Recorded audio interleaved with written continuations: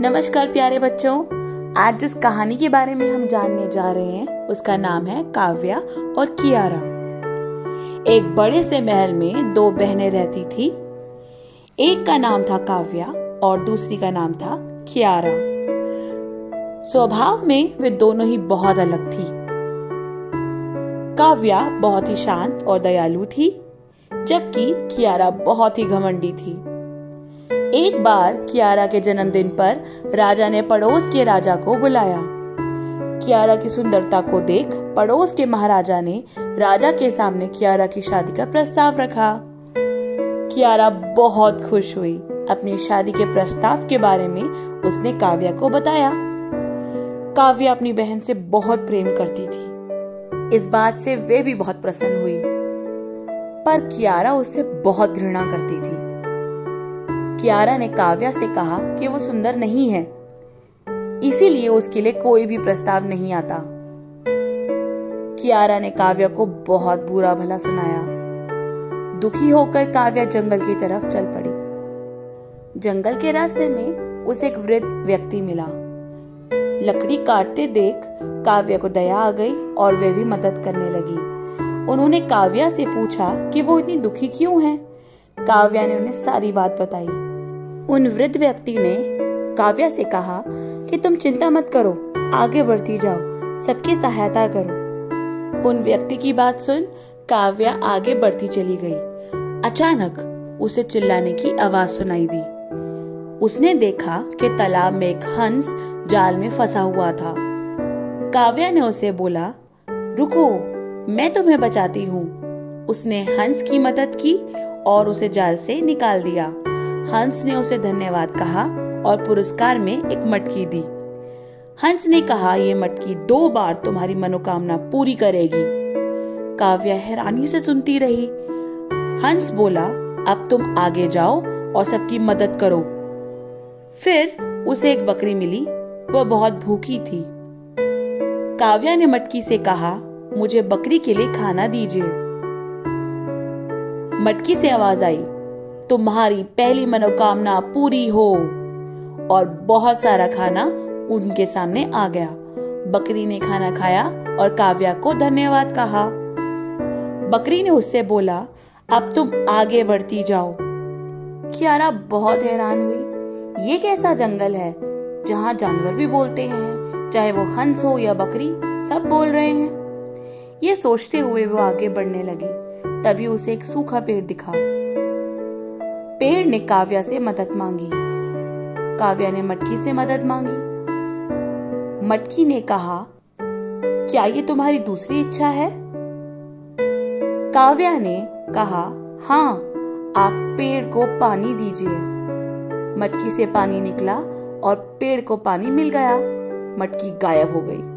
पेड़ फिर से हरा भरा हो गया। पेड़ ने कहा, बेटा धन्यवाद, मैं सब जानता हूँ। मैं तुम्हारी दया भावना से प्रसन्न हूँ। मैं तुम्हें उपहार देना चाहता हूँ। जाओ, इस नदी में 3 बार डुबकी लगा कर आओ। काव्या ने डुबकी लगाई और जब वह नदी से बाहर आई तब वो परियों की तरह सुंदर लग रही थी। काव्या ने पेड़ को धन्यवाद कहा और घर की ओर चलने लगी। पेड़ ने कहा, दया ही तुम्हारा सौंदर्य है, इसे हमेशा बनाए रखना। रास्ते में उसने देखा कि वो हंस जिसे उसने जाल से बचाया था वो आग में घिरा हुआ था। दयालु काव्या की ये परीक्षा का समय था। वो किसे चुनेगी, अपने रूप को या हंस के जीवन को? काव्या ने अपनी फिक्र ना करते हुए आग में फंसे हंस को बचाने के लिए कूद पड़ी। काव्या ने हंस को तो बचा लिया, मगर इस समय वो बहुत जल गई। हंस ने कहा, तुमने मेरी मदद क्यों करी? अब तुम फिर से कुरूप हो गई हो। काव्या ने कहा, मुझे अपने कुरूप होने का दुख नहीं है। तुम्हारी जान बचा पाई, इस बात की प्रसन्नता है। हंस प्रसन्न हुआ और उसने काव्या को फिर से सुंदर बना दिया। हंस ने उसे एक पंख तोहफे के रूप में दिया और कहा, जब तुम्हें कुछ चाहिए हो इसे हिलाना, मैं तुम्हें आकर तुम्हारी एक इच्छा पूरी करूंगा। पंख लिए खुशी खुशी काव्या अपने घर की तरफ चल पड़ी। अब काव्या बहुत सुंदर और आकर्षक लग रही थी। सब उसकी सुंदरता की चर्चा कर रहे थे। उसकी सुंदरता की चर्चा दूर दूर तक होने लगी। कुछ समय बाद एक सुंदर सा राजकुमार आया। काव्या के गुणों से प्रभावित होकर उसने शादी का प्रस्ताव रखा। वो राजकुमार और कोई नहीं, सम्राट का पुत्र था। महल में सभी प्रसन्न थे। काव्या भी बहुत प्रसन्न थी। कियारा प्रसन्न नहीं थी। उसे काव्या से ईर्ष्या होने लगी। पूरे राज्य में उत्सव का माहौल था। हर तरफ काव्या की शादी की तैयारियां चल रही थी। इसी बीच हंस को धन्यवाद करने के लिए काव्या ने पंख निकाला। तभी हंस उसके सामने आ गया। काव्या ने उसे धन्यवाद किया। हंस ने कहा कि क्या तुम्हारी कोई इच्छा है? काव्या ने कहा कि उसकी अभी कोई इच्छा नहीं है। हंस उसे आशीर्वाद देकर गायब हो गया। ये सब कियारा ने देख लिया। उसने सोचा कि अगर वो उस पंख को चुरा ले तो हंस उसकी भी सभी इच्छा पूरी करेगा। एक दिन मौका देखकर उसने पंख चुरा लिया। अपने कमरे में जाकर वो पंख से हंस को बुलाने लगी, मगर हंस नहीं आया। गुस्से में उसने पंख को उठाकर फेंक दिया।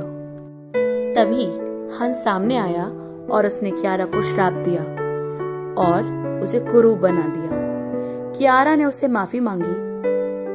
हंस ने कहा कि माफी मुझसे नहीं, काव्या से मांगो।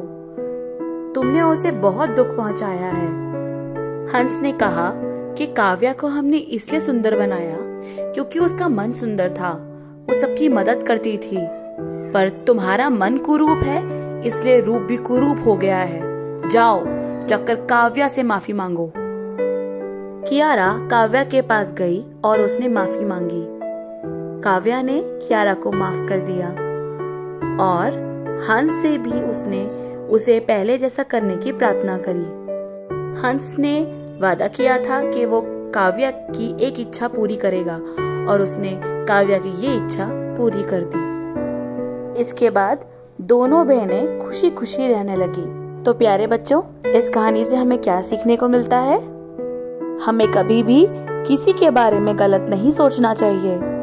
गलत सोचने से दूसरे का बुरा तो नहीं होता, लेकिन स्वयं का जरूर कुछ ना कुछ अहित हो जाता है।